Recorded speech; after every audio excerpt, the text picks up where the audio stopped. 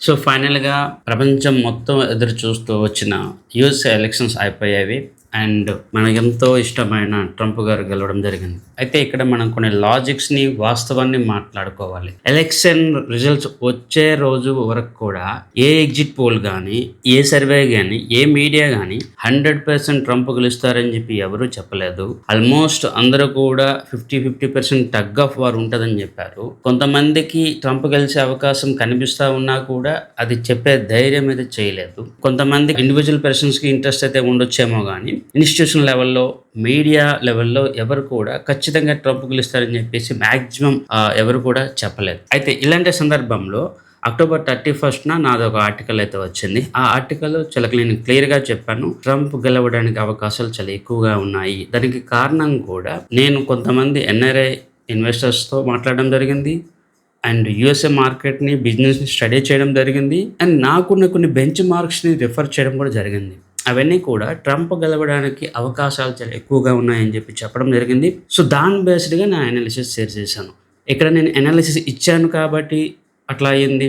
నేను success rate పొందానని చెప్పి claim చేసుకోవడానికి నేను చెప్పట్లేదు. చాలామంది సక్సెస్ రేటు ఉన్నా కూడా మాలాంటి పర్సన్స్ మా యొక్క సక్సెస్‌ని చెప్తే ఎదుటి వాళ్ళు డైజెషన్ చేసుకోలేరు. నేను దాన్ని యాక్సెప్ట్ చేస్తున్నాను. దానికోసం చెప్పి నా లాజిక్స్‌ని నేనేదో గాలిలో రాయేసడం కాదు, లేదా ఏదో నోటికొచ్చింది చెప్పడం కాదు. వాస్తవాలు మేము ఎలా అర్థం చేసుకుంటామో, మా అనాలిసిస్ ఎలా ఉంటాదో చెప్పడం నా ఉద్దేశం అనమాట. దీనికి సంబంధించి యూఎస్ఏ ఎలక్షన్‌కి నేను ఎటువంటి టూల్స్‌ని అయితే వాడానో నేను ఇప్పుడు మీకు చెప్తాను. మీరు నమ్మినా నమ్మకపోయినా ఎలక్షన్స్‌ని, దేశాన్ని శాసించేది కార్పొరేట్ కంపెనీస్ అండ్ కొంతమంది సపోర్టర్స్ మాత్రమే. ఈ విషయాన్ని నేను లాస్ట్ టైం ఆంధ్రప్రదేశ్ ఎలక్షన్ టైంలోనే చెప్పడం జరిగింది.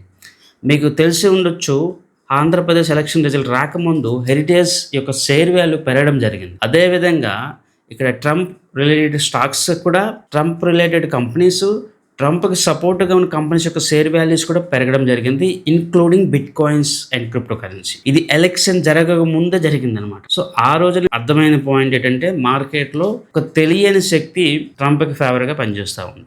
రెండవది, గత ప్రభుత్వం ఏదైతే బైడెన్ ప్రభుత్వం మీద యాంటీ అనేది జనరల్గా ఉంటుంది. అండ్ ఇక్కడ మనం ఇంకొక లాజిక్ కూడా అర్థం చేసుకోవాలి.